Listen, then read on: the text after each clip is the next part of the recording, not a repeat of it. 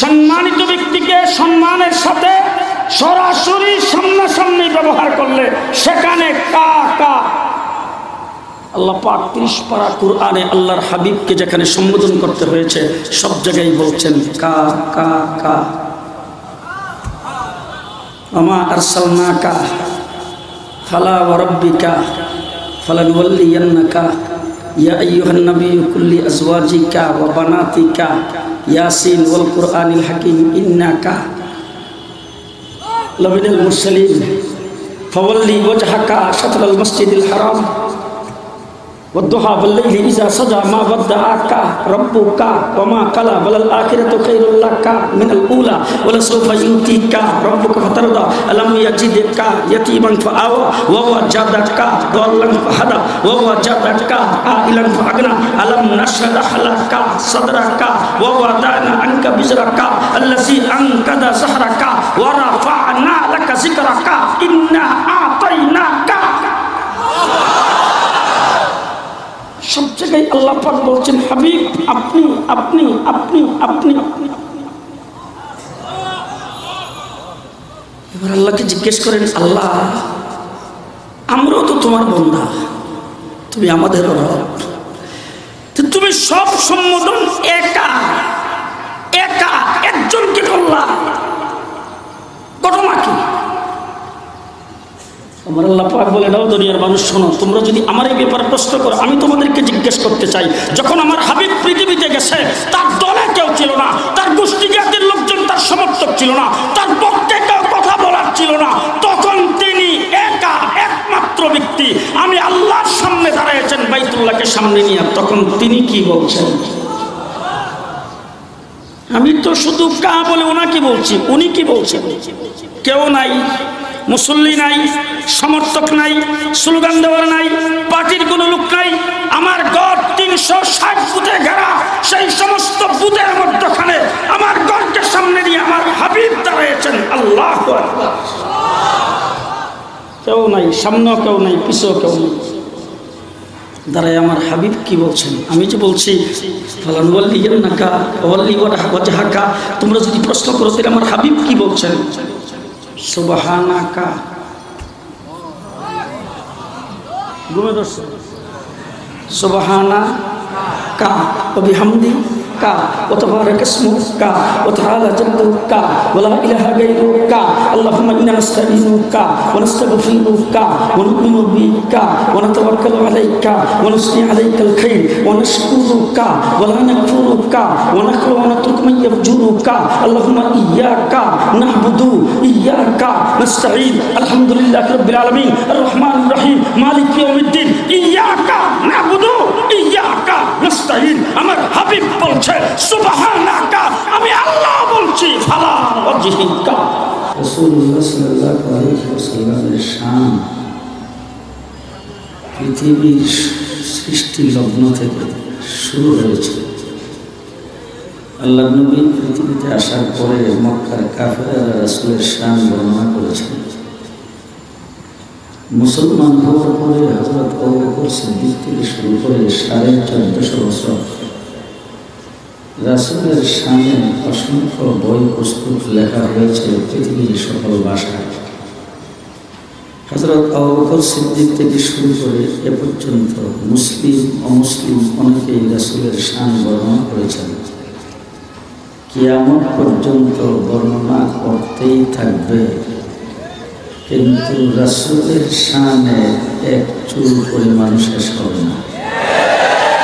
মুহাম্মদুর রাসূলুল্লাহ সাল্লাল্লাহু আলাইহি ওয়াসাল্লামের শান এবং তার ইজ্জত এই সম্পর্কে সর্বপ্রথম স্বয়ং আল্লাহ বর্ণনা করেছেন।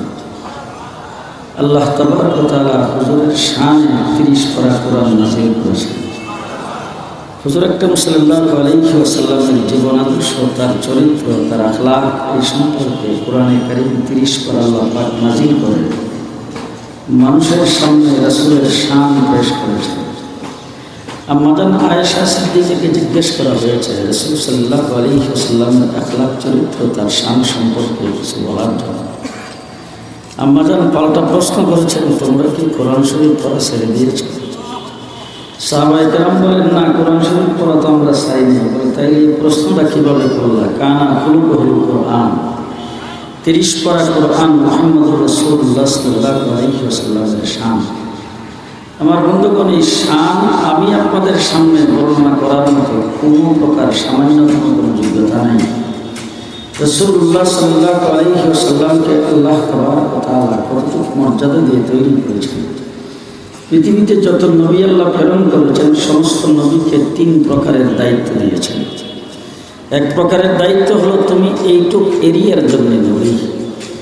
কোনো নবীকে আল্লাহ পাক বিশেষ জাতি গোষ্ঠীর জন্য প্রেরণ করেছেন, নির্ধারিত জাতি গোষ্ঠীর জন্য নবী। নবীদেরকে আল্লাহ পাক প্রেরণ করেছেন নির্ধারিত সময়ের জন্য, তুমি এত দিনের জন্য নবী। নবী আসছেন নির্ধারিত সময়ের জন্য, নির্ধারিত জাতি গোষ্ঠীর জন্য, নির্ধারিত এরিয়ার জন্য। আর আমার নবী পৃথিবীতে আগমন করেছেন, আল্লাহ পাক প্রেরণ করেছেন। আল্লাহ বলেন, আমি রব্বুল আলামিন আর আপনি রাহমাতুল লিল আলামিন। আমি আল্লাহ পাকের রুবুবিয়তের এরিয়া যতদূর, আপনার নবুয়তির এরিয়া ততদূর। সুবহানাল্লাহ। তো জোরে গলে বাইরের মানুষের কাজকর্ম অসুবিধা হবে, আসতে আল্লাহর রুবুবিয়তের এরিয়া যতটুকু, আমার নবীর নবুয়তির এরিয়া ততটুকু। আল্লাহ বলেন, আমি আরশ কুরসি লৌহ কলমের আল্লাহ, আপনিও আরশ কুরসি লৌহ কলমের নবী। আমি আব্বালেরও আল্লাহ, আপনি আব্বালের নবী। আমি আখেরের আল্লাহ, আপনি আখেরের নবী। আমি আরশ কুরসি লৌহ কলমের আল্লাহ, আপনি আরশ কুরসি লৌহ কলমের নবী। আমি আসমান জমিনের আল্লাহ, আপনি আসমান জমিনের নবী। আমি গাছ গাছালির আল্লাহ, আপনি গাছ গাছালির নবী। আমি হাইওয়ান জন্তু জানোয়ারের আল্লাহ, আপনি হাইওয়ান জন্তু জানোয়ারের নবী। আমি রাত্র দিনের আল্লাহ, আপনি রাত্র দিনের নবী। আমি চন্দ্র সূর্যের আল্লাহ, আপনি চন্দ্র সূর্যের নবী। আমি পানির আল্লাহ, আপনি পানির নবী। আমি আগুনের আল্লাহ, আপনি আগুনের নবী। আমি বাতাসের আল্লাহ, আপনি বাতাসের নবী। আমি সমস্ত নবীদের আল্লাহ, আপনি সমস্ত নবীদের নবী। আমার নবী কুল সৃষ্টি জগতের জন্য নবী হয়ে পৃথিবীতে আগমন করেছেন। যত নবী পৃথিবীতে আসছে, সমস্ত নবীকে আল্লাহ পাক নবুয়ত প্রমাণের জন্য মুজিজা দান করেছেন। কোন কোন নবীকে মুজিজা দিয়েছেন 1টা, কাউকে দিয়েছেন 3টা, কাউকে দিয়েছেন 5টা। বুজুর্গানে লেখছেন, যত মুজিজা যত নবীকে আল্লাহ পাক দান করেছেন, হযরত আদম থেকে শুরু করে সমস্ত নবীর মুজিজা একত্রিত করলে, গড়ে ভাগ করলে, প্রত্যেক নবীর ভাগে 3টা করে পড়ে। প্রত্যেক নবীর ভাগে 3টা করে পড়ে, গড়ে যদি ভাগ করা হয়। আর আমার নবীর পালা যখন আসছে, আমার আল্লাহ পাক বলেন, আপনার 3.5 হাত বডি মুজিজা, আপনার জন্ম থেকে মৃত্যু পর্যন্ত গোটা জিন্দেগি মুজিজা। আপনি বসবেন মুজিজা, দাঁড়াইবেন মুজিজা, শুইবেন মুজিজা, কথা বলবেন মুজিজা, চুপ করে থাকবেন মুজিজা, তাকাইবেন মুজিজা, উপরের দিকে তাকাইবেন মুজিজা, নিচের দিকে তাকাইবেন মুজিজা, সব বন্ধ করে থাকবেন মুজিজা, ঘুমাইবেন মুজিজা, জাগবেন মুজিজা, হাসবেন মুজিজা, আঙ্গুল নাড়া দিবেন মুজিজা, হাত নাড়া দিবেন মুজিজা, আপনি হাত উপরের দিকে উঠাইবেন মুজিজা, নিচে নামাইবেন মুজিজা। শরীর থেকে গাম বের হয়, গামটা মেশকে আম্বর চাইতে বেশি সুগন্ধি। মুখের থেকে দুতু বের হয়, সমস্ত রোগের অ্যান্টিবায়োটিক। আমার নবী মুহাম্মদুর রাসূলুল্লাহ সাল্লাল্লাহু আলাইহি ওয়াসাল্লামের প্রস্রাব পায়খানা মুজিজা। মুহাম্মদুর রাসূলুল্লাহ সাল্লাল্লাহু আলাইহি ওয়াসাল্লামকে আল্লাহ তাবারক ওয়া তাআলা সকল প্রকার মুজিজা দিয়ে তৈরি করেছেন। যত নবী দুনিয়াতে আগমন করেছেন, হযরত আদম থেকে ঈসা পর্যন্ত সমস্ত নবীর ইলম আর মুজিজা আমার নবীর ভিতরে আল্লাহ ঢুকিয়ে দিয়েছেন। রাসূলুল্লাহ সাল্লাল্লাহু আলাইহি ওয়াসাল্লাম মা আমিনার কোলে জন্মগ্রহণ করেছেন। একদিন আব্দুল মুত্তালিব হুজুর আকরাম সাল্লাল্লাহু আলাইহি ওয়াসাল্লামকে, তার মাকে, মা আমিনাকে ডাক দিয়ে বলতেছেন, ও আমিনা, তুমি আমার ছেলের বৌমা, তোমার সম্পর্কে কিছু সংখ্যক লোক সমালোচনা করে, তুমি নাকি খুব সুগন্ধিযুক্ত আতর ব্যবহার করো। এত সুগন্ধি তো তোমার জন্য মানায় না। মা আমিনা চোখের পানি ছেড়ে দিয়ে বলে, ও শ্বশুর আব্বা, কি বলবো আপনাকে, এই সন্তান যেদিন থেকে আমার পেটে গেছে, ওই দিন থেকে আমার শরীর থেকে মেশকে আম্বরের সুগন্ধ বের হইতে শুরু। আমার মুখ থেকে তুতু বের হয়, তুতু মেশকে আম্বর চাইতে বেশি সুগন্ধি। আমার শরীর থেকে গাম বের হয়, গামটা মেশকে আম্বর চাইতে বেশি সুগন্ধি। যেদিন থেকে সন্তান পেটে গেছে, ওই দিন থেকে স্বপ্নে মা হওয়া আমাকে সালাম জানাইতে শুরু করেছেন, বিবি আসিয়া আমাকে সালাম জানাইতে শুরু করেছেন, বিবি হাজরা আমাকে সালাম জানাইতে শুরু করেছেন, বিবি মারিয়াম আমাকে সালাম জানাইতে শুরু করেছেন, জান্নাতের হুর গিলমান আমাকে সালাম জানাইতে শুরু করেছেন। আব্দুল মুত্তালিব, আবু তালেব রাসূলের চাচা, একদিন রাসূলকে ডাক দিয়ে বলেছেন, ও ভাতিজা, আমি কিন্তু তোমার সম্পর্কে জানি। বলে, চাচা কি জানি? বলে, তোমার বরত্ব আর তোমার আজমত সম্পর্কে আমি জানি। বলে, কেমনে জানলেন আপনি? বলে, কিছু শুনছি আর কিছু নিজে দেখছি। বলে, চাচা কি শুনলেন আর কি দেখলেন? বলে, তোমার মার কাছ থেকে শুনছি অন্যান্য মা সন্তান পেটে রাখা অবস্থায় মার অনেক কষ্ট হয়, আর তোমার মা যে তোমাকে পেটে রাখছেন কোনো কষ্ট নাকি হয় নাই। বলে, চাচা আর কি শুনছেন? বলে, আরো আশ্চর্য ধরনের ঘটনা শুনছি। বলে, কি শুনছেন? বলে, অন্যান্য মা যখন সন্তান ডেলিভারি করে তখন ডেলিভারির সময় তো অনেকের কষ্ট হয়, কষ্টের কারণে মারাও যায়। তোমাকে তোমার মা যে ডেলিভারি করছেন কোনো কষ্ট হয়নি। বলে, চাচা আর কি শুনছেন? বলে, আরো আশ্চর্য খবর শুনছি, তোমার মা কুয়ার থেকে পানিটাই না উঠাইতো, কিন্তু তোমাকে যেদিন থেকে পেটে ধারণ করছেন ওই দিন থেকে কুয়ার কাছে যায় দেখে অটোমেটিক কুয়ার পানি তোমার মার জন্য পারে উঠে আসে। বলে, চাচা আর কি শুনছেন? বলে, আরো আশ্চর্য খবর শুনছি। বলে, কি? বলে, তোমার মা ঘরের দরজা খুলে রুদ্রের মধ্যে বের হওয়া মাত্র আকাশের মেঘ আইসা তোমার মার মাথার উপরে ছায়া দিয়েছে। বলে, চাচা আর কি শুনছেন? বলে, আরো শুনছি, তোমার মা যখন রাস্তা দিয়ে হাইটে যাইতো তখন আশেপাশের গাছগুলি তোমার মার সামনে মাথা নত করে সালাম করত, পাহাড় থেকে খন্ড খন্ড পাথরগুলি তোমার মার পায়ের কাছে বলে সালাম করতে শুরু করত। বলে, চাচা আর কি শুনছেন? বলে, আরো আশ্চর্য খবর শুনছি। বলে, কি শুনছেন? বলে, অন্যান্য মা যখন সন্তান জন্ম দেয়, যেই ঘরের মধ্যে সন্তান জন্মগ্রহণ করে সেই ঘরটাতে স্প্রে করতে হয়, ধূপ জ্বালাইতে হয়, নাহলে ঘরের মধ্যে দুর্গন্ধ হয়ে থাকে। কিন্তু তোমার মা তোমাকে যেই ঘরে জন্ম দিয়েছেন সেই ঘরটা তুমি জন্মের সাথে সাথে মেশকে আম্বরের সুগন্ধিতে পরিণত হয়েছে। বলে, চাচা আর কি শুনছেন? বলে, আরো আশ্চর্য খবর শুনছি। বলে, কি শুনছেন? বলে, অন্যান্য সন্তান যখন জন্মগ্রহণ করে তো সন্তান মায়ের পেট থেকে আসার পরে তার নাভির নাকটাকে কাটতে হয়, আর তোমার নাভির নাককে যেন মায়ের পেটের থেকে কাইটে ক্লিন করে বের করে দিয়েছে। চাচা আর কি শুনছেন? বলে, আরো আশ্চর্য খবর শুনছি, অন্যান্য মা সন্তান জন্ম দিলে সেই সন্তানের শরীরটাকে ভালো পানি দিয়ে, সেবলুন দিয়ে, ডেটল দিয়ে ধুইয়া মুছা পরিষ্কার করতে হয়, আর তোমাকে কে যেন মায়ের পেটের থেকে ধুয়ে মুছে পরিষ্কার করে বের করে দিয়েছে। বলে, চাচা আর কি শুনছেন? বলে, আরো শুনছি, তোমার মা বলছেন অন্যান্য ছেলে সন্তান জন্মগ্রহণ করলে দুনিয়াতে আসার পরে তাকে খতনা করাইতে হয়, মুসলমানি করাইতে হয়, তোমাকে কে যেন মায়ের পেটের থেকে মুসলমানি করাইয়া দুনিয়াতে বের করে দিয়েছেন। বলে, চাচা আর কি শুনছেন? বলে, আরো আশ্চর্য খবর শুনছি। বলে, কি শুনছেন? বলে, অন্যান্য মা যখন সন্তান জন্ম দেয় তখন তার নাভির নাকটা কাটা মাত্রই সে হোয়া হোয়া করে চিৎকার করতে থাকে, তখন তাকে ধুয়ে মুছে পরিষ্কার করে দুধে লাগায়, তারপরে কত জোলায় কত কিছু করে কান্না থামাইবার জন্যে। আর তুমি নাকি তোমার মায়ের পেটের থেকে বের হয়েই নিজে নিজেই তুমি আত্মাহিয়াত শুরুতে বসে গেছো, বসে তারপরে সাথে সাথে তুমি সেজদায় চলে গেছো, সেজদায় যায় তুমি কি যেন বলছো, সেজদার থেকে মাথা উঠাইয়া তোমার শাহাদত আঙ্গুলিটা উপরের দিকে উঠাইছো, আঙ্গুলি উপরের দিকে উঠাইতে দেরি, আর তোমার হাতের আঙ্গুলের মাথার থেকে একটা নূর বের হয়ে সারা জগৎ আলোকিত হইতে দেরি নাই। যেই নূরের আলোতে তোমার মা রুম এবং পারস্যের বড় বড় মহলগুলি দেখতে শুরু করেছেন। বলে, চাচা আর কি শুনছেন? বলে, আরো আশ্চর্য খবর শুনছি, তুমি নাকি তারপরে কাটিয়ে শুয়েছো, শোয়া মাত্র তোমাকে তোমার মা কোলে উঠাই নিছে, কোলে উঠাই নেওয়া মাত্র দেখতেছেন ঘরের ছাদটা উপর দিক দিয়ে খুলে গেছে, আর ছাদ দিয়া ঘরের উপরের ফাঁক দিয়া ভিতরে কুয়াশা ঢুকতে শুরু করেছেন। অল্পক্ষণের ভিতরে ঘরটা কুয়াশায় আচ্ছাদিত হয়ে গেছে, অন্ধকার হয়ে গেছে। এরপরে গায়েব থেকে একটা আওয়াজ আসছে, এই বাচ্চাকে মার চোখের আড়াল করে দেওয়া হোক, মার থেকে গায়েব করে দেওয়া হোক। তোমার মা দেখতেছে তুমি গায়েব হয়ে গেছো। এরপরে একজনে আওয়াজ দিয়ে বলতেছেন, উত্তর দক্ষিণ পূর্ব পশ্চিম গোটা জগৎটাকে ঘুরাইয়া সমস্ত মাখলুকাতের কাছে এই বাচ্চাকে পরিচয় করাইয়া দেওয়া হোক। এরপরে একজন আওয়াজ দিয়ে বলতেছেন, হযরত আদম আলাইহিস সালাম থেকে ঈসা আলাইহিস সালাম পর্যন্ত যত নবী পৃথিবীতে আগমন করেছেন সমস্ত নবীর যত এলেম, যত গুণ সব কিছু তার ভিতরে ঢুকায় দেওয়া হোক। আরেকজনে বলতেছেন, শুধু তাই না, যত মাখলুকাত দুনিয়াতে আল্লাহ পাক সৃষ্টি করেছেন সমস্ত মাখলুকাতের সমস্ত ভালো গুণ আখলাক তার ভিতরে ঢুকায় দেওয়া হোক।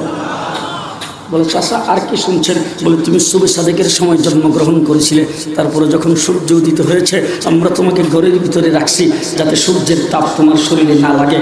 এরপরে যখন সূর্য অস্ত চলে গেছে, আকাশে চন্দ্র উঠছে, তখন তোমাকে এই না আমরা খোলা আকাশের নিচে মুক্ত হাওয়া খাওয়ার জন্য বাহিরে শোয়াইছি।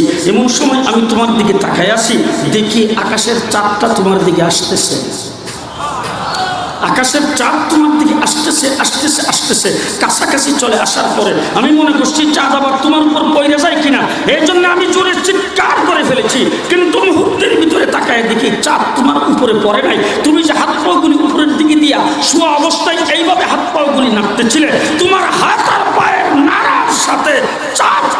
সঙ্গে খেলা করতে শুরু করেছে। মুহাম্মদ রাসূলুল্লাহ সাল্লাল্লাহু আলাইহি ওয়াসাল্লামের শান, আমেনা বাচ্চাটাকে তুলে নিয়ে চোখের পানি ছাড়তেছে আর বলতেছে, হায় রে, আজকে তো তার বাবা দুনিয়াতে জীবিত নাই, যদি বাবা জীবিত থাকতো তাইলে এই বাচ্চাটাকে নিয়ে কত খুশি হইতো। তারপরে যখন এই বাচ্চাটা আস্তে আস্তে বড় হইতো, তখন বাজার থেকে কত রং বেরঙের খেলনা কিনে এনে দিত, এইগুলি দিয়ে সে খেলা করতো। আমি দেখলে আমার কাছেও ভালো লাগতো, বাবা দেখেও সন্তুষ্ট হইতেন। আজকে তো তাকে খেলনা কিনে দেওয়ার কোনো মানুষ নাই, তার কারণ হলো তার বাবা তো নাই। আল্লাহ পাক ডাক দিয়ে বলেন, আমেনা তুমি কি বলো, তার বাবা দুনিয়াতে জীবিত নাই, এই জন্য তাকে খেলনা কিনে দিবে। তার বাবা জীবিত থাকতে কি খেলনা কিনে দিত? তাকে বাজার থেকে প্লাস্টিকের খেলনা কিনে দিত, বাঁশের খেলনা কিনে দিত, কাঠের খেলনা কিনে দিত, পাথরের খেলনা কিনে দিত, পিতলের খেলনা কিনে দিত। এইসব কিছু সকালে দিনে বিকালে ভাঙতো, এই খেলনা দিয়ে খেলনা করতো। ও আমেনা, তুমি জেনে রাখো, তোমার যেমন সন্তান, সে আমার মাহবুব, তাকে খেলার বয়স হইতে দাও। মক্কা নগরীতে দাঁড়ায় আঙ্গুল হেলালি দিবে, আকাশের চন্দ্র দুই টুকরা করে খেলা করে। কিসের দুনিয়ার আসবাবপত্রের সাথে খেলা করবে? আমি তো চন্দ্রের সাথে তাকে খেলা করবো। মা আমেনা বাচ্চাটাকে তুলে নিয়ে কন্দন করতেছে আর কাঁদতেছে আর বলতেছে, হায় রে, আজকে তার বাবা জীবিত থাকলে আস্তে আস্তে সে যখন বড় হইতো, তখন আঙ্গুলে ধরে ধরে এদিক সেদিক হাঁটাইতো, নিয়ে যাইতো, তাফলিক করাইতো, তাকে সায়ের করাইতো, তাকে ঘোরাফেরা করাইতো। আজকে তো তার বাবা জীবিত নাই, এই কাজটা তার জন্য কে করবে? এরকম তো কোনো মানুষ নাই। হাই হাই, আল্লাহ পাক বলেন, ও আমেনা তুমি কি বলো, তার বাবা জীবিত থাকলে তাকে কোথায় ঘুরাইতো? মক্কার গুলিগুলিতে নিয়ে যাইতো, পাহাড়ের উপরে নিয়ে যাইতো, পার্কে নিয়ে যাইতো, হেরামে নিয়ে যাইতো, আঙ্গুলে ধরে ধরে ঘুরাইতো। ও আমেনা, তোমার যেমন সন্তান, আমারও তো মাহবুব, তাকে ঘোরাফেরার বয়স হইতে দাও। আমি মক্কার থেকে আঙ্গুলে ধরে টান দেব, আরশ কুরসি লৌহ কলম ঘুরাইয়া আমার দরবারে নিয়ে বসে। কিসের দুনিয়ার সফর করবে? কিসের দুনিয়ার সফর? কিসের মক্কা নগরীতে সফর? আমি আল্লাহ পাক আরশ কুরসি লৌহ কলম ঘুরাইয়া দেব। মুহাম্মদুর রাসূলুল্লাহ সাল্লাল্লাহু আলাইহি ওয়াসাল্লাম, মা আমেনা যখন সন্তান জন্মগ্রহণ করেছেন, বারবার সন্তানের চেহারাটা দেখতেছে, এত সুন্দর। মা আমেনা বলতেছেন, জীবনে তো অনেক বাচ্চার চেহারা দেখলাম, কিন্তু এত সুন্দর চেহারার মানুষ তো কোনদিন দেখিনি। হালিমাতুস সাদিয়া এসে বলেন, আমেনা আপনি কি বলেন, আপনি কদ্দূর দেখছেন? আমি তো এলাকার লোকজনকে সব সময় দেখি না, শুধু আমার সন্তান পালন করা আমার এলাকার বাসীর কাজ।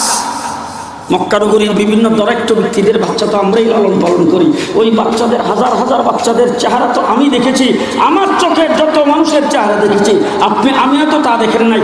আমি হাজার হাজার মানুষের হাজার হাজার বাচ্চাদের চেহারা দেখার পরে আমি হালিমাতুস সাদিয়া বলতেছি, এত সুন্দর চেহারার মানুষ কোনদিন দেখি নাই। একটু পরে আসছেন আব্দুল মুত্তালিব, এসে কো, হালিমা তুমি কতদূর দেখছো? তুমি তো তাইফের জমিনে তাকওয়ার বাচ্চা যাদেরকে লালন পালন করে তাদেরকে দেখছো, আমার কাছ থেকে শোনো। আমি সিরিয়াতে যাই, শামে যাই, ইরাকে যাই, পৃথিবীর বিভিন্ন দেশে ব্যবসা বাণিজ্যের জন্য যাই, তাদের বাচ্চাদেরকে দেখি। শুধু তাই না, আমি বাইতুল্লাহর মুতাওয়াল্লি, এখানে তো হাজার হাজার মানুষ জিয়ারত করার জন্য, তোয়াফ করার জন্য আসে, তাদেরকে দেখি। আর আমি মুতাওয়াল্লি হওয়ার কারণে তো জার ফুক দেওয়ার জন্য তো বাচ্চাদের আমার কাছেই নিয়ে আসে, আমি তাদেরকে কুলে নেই, জার ফুক দেই।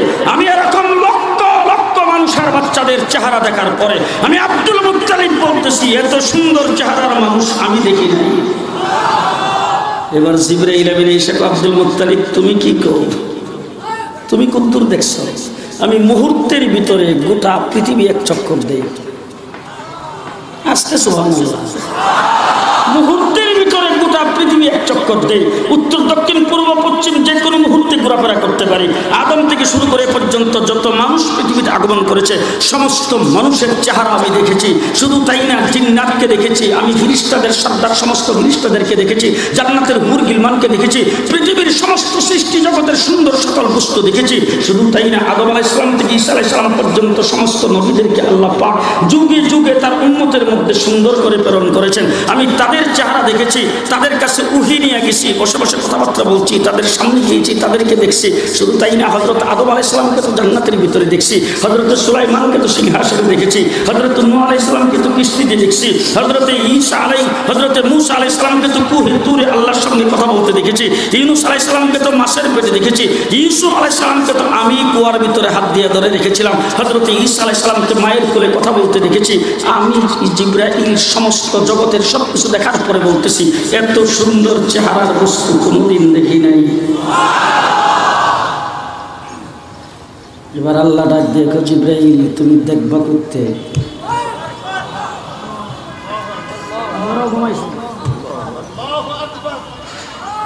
আল্লাহ রাব্বুল আলামিন ডাক দিয়ে বলে, জিবরাইল তুমি দেখবা কোথায় থেকে?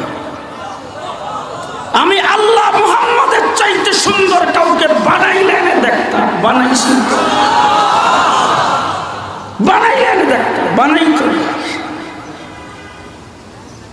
ও আমার ভাইরা, কানা খুলকুল কোরআন, 30 পারা কোরআন, আবার নবীর জিন্দেগি, নবীর আখলাক, নবীর চরিত্র, নবীর বরকত।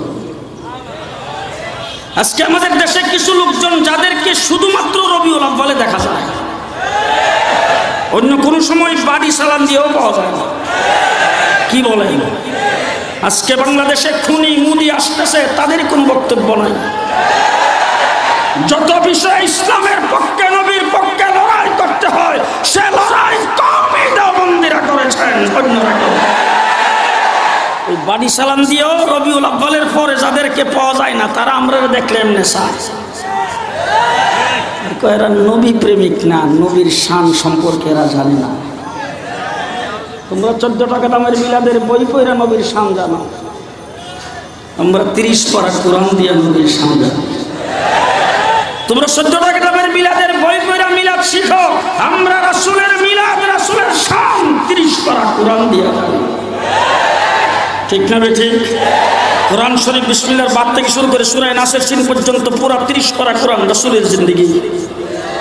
সেই দিকে জিজ্ঞাবেন, সেই দিকেই। আমি তো নিজে বড় আলেম না, হাফেজও না, এই জন্য আপনাদের সামনে সব বলতে পারবো না। কোরআনকে একটু জিজ্ঞেস করেন তো, ও কোরআন বলো তো দেখি, রাসূল কোন শহরে জন্মগ্রহণ করছিল? এ দেখি ঢাকা না নারায়ণগঞ্জ? কোরআন বলে লা উকসিমু বিহাযাল বালাদ। বলে আচ্ছা তাইলে রাসূল কোন শহরে বসবাস করেছেন? বলে হাযাল বালাদিল আমিন। বলে তাইলে রাসূল সাল্লাল্লাহু আলাইহি ওয়াসাল্লাম জন্মগ্রহণ করেছেন, ওনার চেহারাটা কেমন ছিল? বলে দুহা ওয়াল্লাইলি ইযা সাজা। বলে আচ্ছা হুজুর যে কথাবার্তা বলতেন, কথাবার্তাগুলি কেমন ছিল? বলে ওয়া ইয়ানতিকু আনিল হাওয়া ইন হুয়া ইল্লা ওয়াহয়ু ইউহা। বলে তাইলে রাসূলের সিনাটা কেমন ছিল? বলে আলাম নাশরাহ লাকা সাদরাক। বলে তাইলে রাসূলের 2টা হাত ছিল, তার ডান হাতটা কেমন ছিল? বলে ওয়া মা রামাইতা ইয রামাইতা ওয়ালাকিন্নাল্লাহা রামা। বলে হুজুরের বাম হাত কেমন ছিল? বলে ইয়াদুল্লাহি ফাওকা আইদিহিম। বলে হুজুরের চলাফেরা কেমন ছিল? বলে কুল সিরু ফিল আরদ। হুজুরের চোখগুলি কেমন ছিল? আলাম নাজআল লাহু আইনাইন। বলে হুজুর আকরাম সাল্লাল্লাহু আলাইহি ওয়াসাল্লামের জবানটা কেমন ছিল? বলে লিসান ওয়া শাফাতাইন। বলে আচ্ছা তাইলে রাসূল সাল্লাল্লাহু আলাইহি ওয়াসাল্লাম সম্পর্কে আমরা যেটা শুনতে পেরেছি যে উনি নাকি দুনিয়াতে এসে বিবাহ শাদীও করছিলেন, ওনার স্ত্রীদের সম্পর্কে কোরআন তোমার কিছু জানা আছে? কোরআন বলে ইয়া আইয়ুহান নাবিয়্যু কুল্লি আজওয়াজিকা। বলে আচ্ছা ওনার তো মেয়ে সন্তান জন্মগ্রহণ করেছিলেন, যাদেরকে উনি লালন পালন করে বিবাহ শাদী দিয়েছেন, ওনার মেয়েদের সম্পর্কে কোরআন তোমার কিছু জানা আছে? কোরআন বলে ইয়া আইয়ুহান নাবিয়্যু কুল্লি আজওয়াজিকা ওয়া বানাতিকা। বলে আচ্ছা তাইলে উনি যে মেয়ে নিজে যে বিবাহ শাদী করেছেন, ওনার শ্বশুর সম্পর্কে তুমি কিছু জানো? কোরআন বলে ওয়াল্লাযিনা মাহু। বলে শ্বশুর তো একজন আরো আছে। বলে আশিদ্দাউ আলাল কুফার। বলে আচ্ছা তাইলে মেয়ে যে বিয়ে দিয়েছেন জামাইদের সম্পর্কে কিছু জানো নাকি? বলে রুহামা বাইনাহুম তারাহুম রুকআন সুজদান ইয়াবতাগুনা ফাদলাম মিনাল্লাহি ওয়া রিদওয়ান। 30 পারা কোরআন আল্লাহ পাক নাজিল করেছেন রাসূলের শানে। আপনি এখানে উলামায়ে কেরামকে জিজ্ঞেস করে দেখেন, যিনি বড় হয়, বড়কে সকলে শ্রদ্ধা করবে, বড়কে সকলে শ্রদ্ধা করবে, কিন্তু বড়র জন্য লাজেম নয় ছোটকে সম্মান করে কথা বলা। আজকের মাহফিলের সভাপতি উনি এখানে বসা আছেন, উনার সঙ্গে যদি কেউ কিছু বলতে চান, ওনার কাছে আইসা সালাম দিয়ে কাছে আতবের সাথে বসবে, তারপরে প্রথম বলবে হুজুর এজাজত দিলে। কি বলবে? আর উনি যদি কাউকে কিছু বলতে চান, ডাক্তার করে করো মালিক এদিকে আসে, ঠিক কিনা? বড় যিনি তিনি শুধুকে ইস্তফা করবে, কিন্তু যে কোনো মুহূর্তে সম্মান দিয়ে কথা বলা জরুরি না। যে কোনো মুহূর্তে যে কোনো ধরনের কথা বলতে পারে, কিন্তু শুধু যিনি তিনি বড়কে সম্মান করতে হবে। সবচাইতে বড়কে জি সবচাইতে বড় আল্লাহ। 30 পারা কোরআন তালাশ করে দেখেন, যেখানে আল্লাহর হাবিবকে সম্বোধন করেছেন সম্মানের সাথে করেছেন, সম্মানের সাথে করেছেন সব জায়গায়। আরবি গ্রামারে একটা অক্ষর আছে কাফ, কাফ, শুধু কাফ, চিনছেন না? এই কাফ জমিটা কোথায় ব্যবহৃত হয়? ইত্তেফাকুল উলামায়ে কেরামকে জিজ্ঞেস করে দেখেন, আরবি গ্রামারে কাফটা কোথায় ব্যবহৃত হয়? অত্যন্ত সম্মানিত কোন ব্যক্তিকে সম্মানের সাথে সামনাসামনি সুনির্দিষ্ট করে সম্বোধন করলে সেখানে ব্যবহার হয় কাফ। কথা বলেন ঠিক কিনা? সম্মানিত ব্যক্তিকে সম্মানের সাথে সরাসরি সামনাসামনি ব্যবহার করলে সেখানে কা কা। আল্লাহ পাক 30 পারা কুরআনে আল্লাহর হাবিবকে যেখানে সম্বোধন করতে হয়েছে সব জায়গায় বলছেন কা কা কা। ওমা আরসালনাকা ফালা ওয়া রাব্বিকা ফালানুওয়াল্লিয়ান্নাকা ইয়া আইয়ুহান নাবিয়্যু কুল্লি আজওয়াজিকা ওয়া বানাতিকা ইয়াসিন ওয়াল কুরআনিল হাকীম ইন্নাকা লামিনাল মুরসালিন ফাওয়াল্লি ওয়াজহাকা শাতরাল মাসজিদিল হারাম والضحى والليل إذا سجى ما ودعك ربك وما قلى وللآخرة خير لك من الأولى ولسوف يؤتيك ربك فترضى ألم يجدك يتيما فآوى ووجدك ضالا فهدى ووجدك عائلا فأغنى ألم نشرح لك صدرك ووضعنا عنك وزرك الذي أنقض ظهرك ورفعنا لك ذكرك إنا أعطيناك। সব জায়গায় আল্লাহ পাক বলছেন হাবিব আপনি আপনি আপনি আপনি। এবার আল্লাহকে জিজ্ঞেস করেন, আল্লাহ আমরাও তো তোমার বান্দা, তুমি আমাদের রব, তুমি সব সম্বোধন একা একা একজনকে করলা, ঘটনা কি? আমার আল্লাহ পাক বলে দাও দুনিয়ার মানুষ শোনো, তোমরা যদি আমার এই ব্যাপারে প্রশ্ন করো আমি তোমাদেরকে জিজ্ঞেস করতে চাই, যখন আমার হাবিব পৃথিবীতে গেছে তার দলে কেউ ছিল না, তার গোষ্ঠীজাতির লোকজন তার সমর্থক ছিল না, তার পক্ষে কেউ কথা বলার ছিল না, তখন তিনি একা একমাত্র ব্যক্তি আমি আল্লাহর সামনে দাঁড়িয়েছেন বাইতুল্লাহকে সামনে নিয়ে, তখন তিনি কি বলছেন? আমি তো শুধু কা বলে ওনাকে বলছি, উনি কি বলছেন? কেউ নাই, মুসল্লি নাই, সমর্থক নাই, স্লোগান দেওয়ার নাই, পার্টির কোনো লোক নাই, আমার গড় 360 বুথে ঘেরা, সেই সমস্ত বুথের মধ্যখানে আমার গড়কে সামনে নিয়ে আমার হাবিব দাঁড়িয়েছেন। আল্লাহু আকবার। কেউ নাই, সামনেও কেউ নাই, পিছেও কেউ নেই, দাঁড়ায় আমার হাবিব কি বলছেন? আমি যে বলছি ফালানুওয়াল্লিয়ান্নাকা ওয়াল্লি ওয়াজহাকা, তোমরা যদি প্রশ্ন করো তাহলে আমার হাবিব কি বলছেন? সুবহানাকা,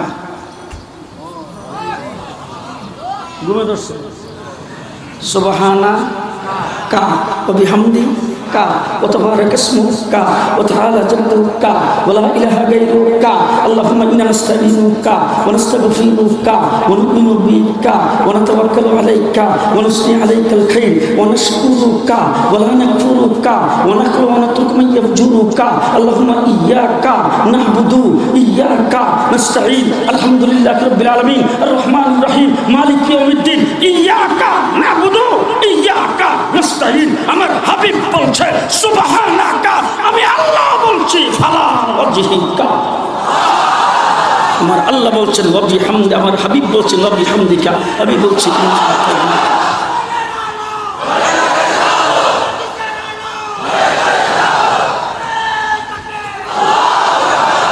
মুসলমান। আবু জাহেল সবচাইতে রাসূলের বিরোধী, ঠিক কিনা বলেন? রাসূলের বিরোধিতা শিখতে হইলে আবু জাহেলকে দেখো, আর মহব্বত শিখতে হইলে আবু বকর সিদ্দিককে দেখো। সেই আবু জাহেল রাসূলকে গালি দিয়েছেন, কি বলছেন? পাগল, মজনুন। আবু জাহেল, আবু লাহাব কোনদিন রাসূলকে মিথ্যাবাদী বলেন। আবু জাহেল, আবু লাহাব কোনদিন রাসূলের চরিত্রের উপর আঘাত করে নাই, কিন্তু বাংলাদেশের নাস্তিকের মুক্তাদেরা রাসূল করেছেন। ঠিক না বেঠে?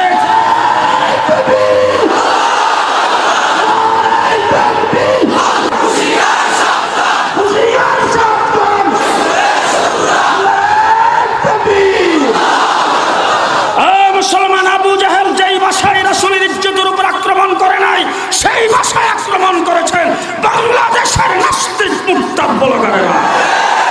সুতরাং শেষ কথা বলতে চাই, 94% মুসলমানের দেশে রাসূলকে যারা গালি দিবে তাদেরকে প্রকাশ্যে ফাঁসির কাস্টে জুলাই মারান পাস করতে হবে।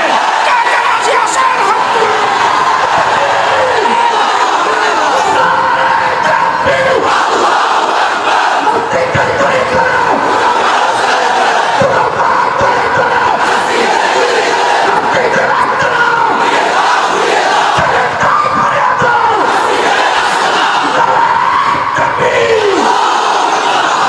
মুসলমান, খতমে নবুয়তের অস্বীকার, রাসূলের জাতের অস্বীকার।